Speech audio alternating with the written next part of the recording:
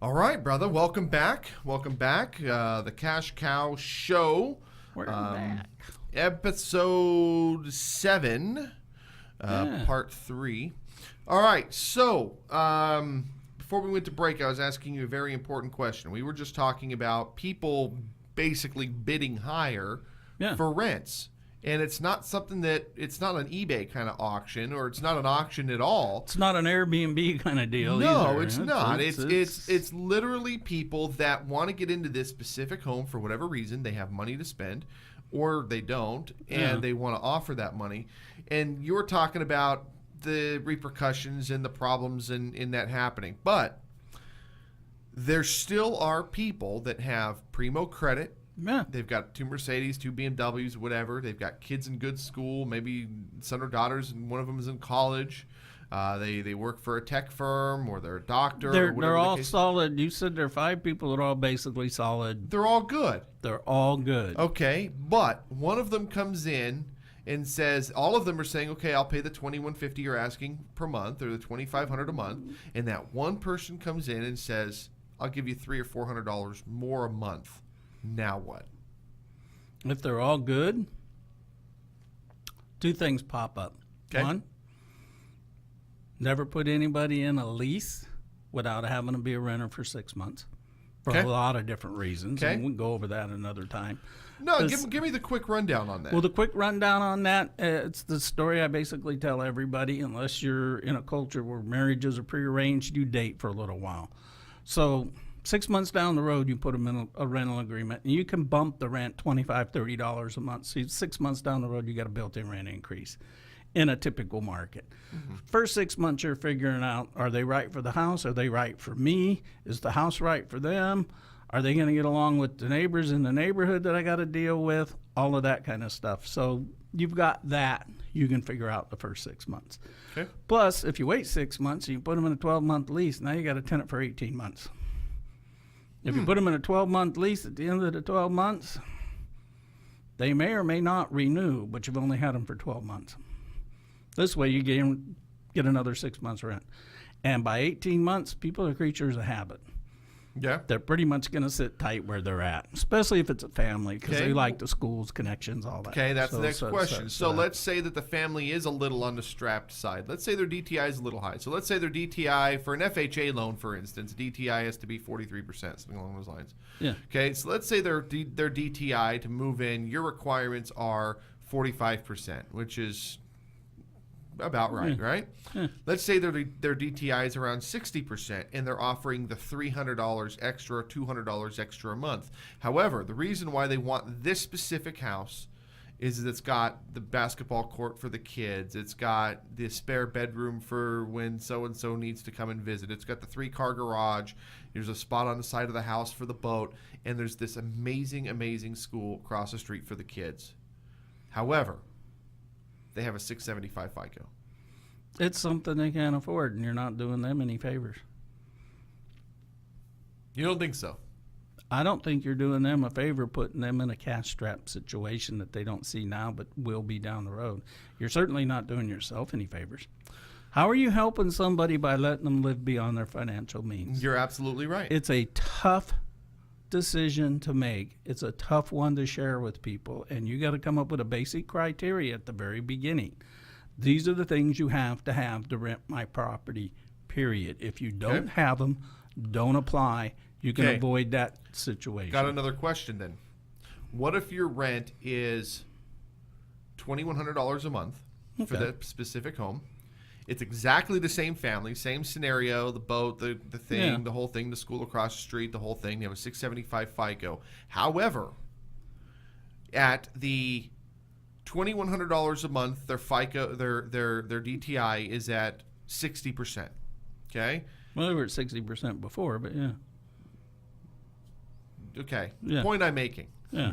The point I'm making is what if you drop the rent down to $2,000 a month? You're still making your nut on the end, right? You're still making money. You're still an asset to you. You You're just helping gave them, up $1,200, but that's okay.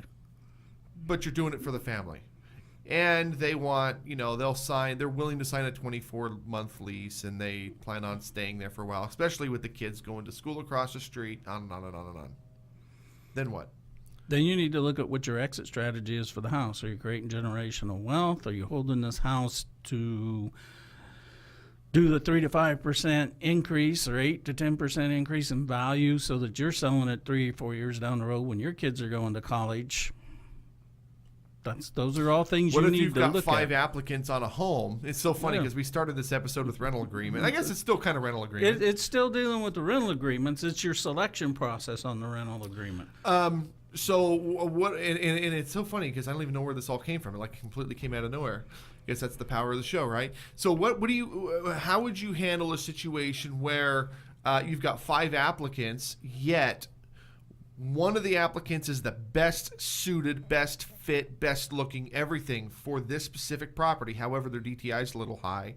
And instead of going with those other applicants and making more money, you drop the rent to get that one family in because you think it's going to be better.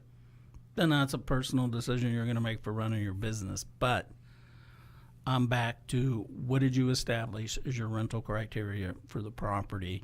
You're running a business. Well, absolutely. So you need to, but every now and you again, need to hang on to it's that like when business mindset. But if yeah, you but feel, it's like when you're buying a car, though. I mean, sometimes you're gonna. No, it isn't, because you're buying a car that's probably going to devalue. Most cars do. Mm-hmm. Whereas you're leasing an asset that isn't movable. And I look at it this way, and this is what I tell people, even when they're screening property management companies, when they're screening tenants. I ask them, what's your favorite car? How much would it cost? Because almost everybody can relate to their dream car. Correct. So let's say your favorite car is... yours is a Bentley. Yours is the Bentley with, what is it, 3 blondes in the back and a redhead in the front? Something along those lines. Anyway, let's say your favorite car is a McLaren Mercedes. They're about $500,000. Okay. You got a problem with that car. Are you going to take it to Pep Boys or the gas station on the corner, or are you going to take it to the McLaren dealer and go, I got a problem, you need to fix it? You got a $500,000 house you're renting out. You're going to rent it out to somebody who you kind of like and you probably go have cocktails with and sit down to dinner and maybe go golfing or whatever with, but it's going to be a stretch for them to properly take care of it? Or are you going to rent it out to the guy that shows up and goes, yeah, I've lived in these before. I know what to expect. I know how to deal with the neighborhood. I know how to act. I can pay for this. This is not a stretch. There's your answer. There's your answer. You're going to make a business decision. Wow. I mean, it's basically, it's kind of that simple. Do you take your McLaren to the car wash where you hand the keys to the kid, or do you? Every now and again, you'll drive by like the Arden Way car wash. It's like the worst, dumpiest Yeah. car wash. And there's some guy out there with his Ferrari.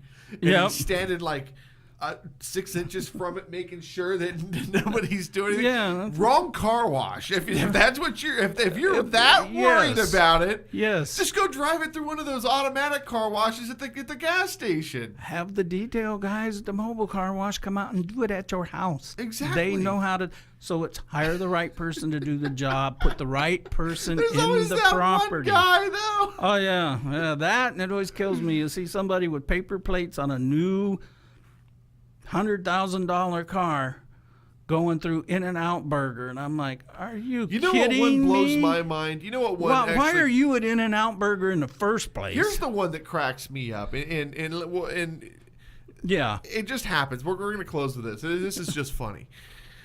The guy who's got challenged credit, right? But he's driving like an S600, and then he has the Paul Blanco Easy Credit Financing license paper plates on it. You didn't buy a new car, buddy. Nope. You might have got a really, really good deal on your S600. But the question is Yeah. how bad was your FICO? So bad. No offense to Paul Blanco. Everybody needs something, but You know what? I and think- fake it till you make it. I've I heard think that. Paul but Blanco's got. I think it's good business model. I think it's a great business model. However, when I bought my first Mercedes on a pot lot 10 years ago, the funny thing is I called Mercedes-Benz of El Dorado Hills and said, hey, do you guys sell those paper plates? And they said, no, we don't. I said, any way I can get them? No, I'm sorry, we can't. So I waited about a week, and I called back and said, hey, can you guys do me a huge favor? I said, sure. I said, yeah, so it's my daughter's 6th birthday, and we just got her this little Mercedes-Benz Power Wheel. And I want to put the Mercedes-Benz license plate. Do you have any of those? Yeah, we can do that. Done. Oh my God. Yes, folks, you will learn tricks here that you won't learn anywhere else. All right. Let's go to a break. We're going to come back, learn just a little bit more. We'll be right back.